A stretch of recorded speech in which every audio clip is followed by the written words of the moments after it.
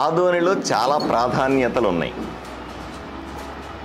అవసరాన్ని బట్టి, అవకాశాన్ని బట్టి, అందుబాటులో ఉన్నటువంటి నిధులను దృష్టిలో పెట్టుకొని నేను ఒక్కొక్క అంశం తీసుకుని ప్రజలతో నేను చర్చిస్తాను.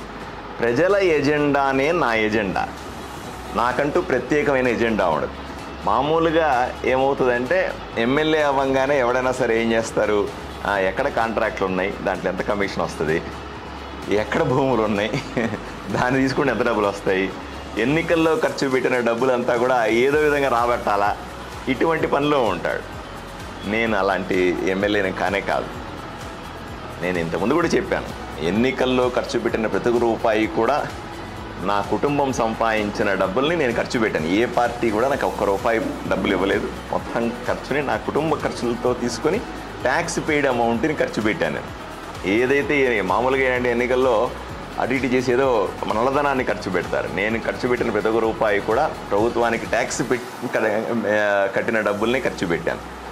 నేను మళ్ళీ చెప్తాను, నేను అవినీతి పరుడిని కాదు, కాబోను.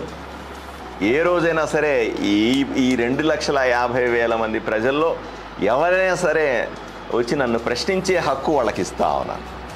ఏ రోజైనా వచ్చి నన్ను ప్రశ్నించవచ్చు. పలాని దాంట్లో నువ్వు అవినీతి చేసావంట, దాంట్లో డబ్బులు తీసుకున్నావంట, పలానా దాంట్లో పలాని ఇచ్చినాడు అని ఎవరైనా సరే ప్రశ్నించే హక్కుని నాకు నేనుగా ప్రజలకు ఇస్తా ఉన్నాను.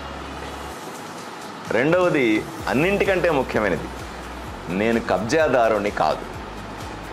ఎట్టి పరిస్థితుల్లో కూడా కబ్జాలు నేను చెయ్యను.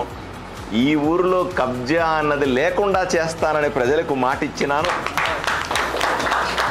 ఆ మాటకు కట్టుబడి ఉంటాను.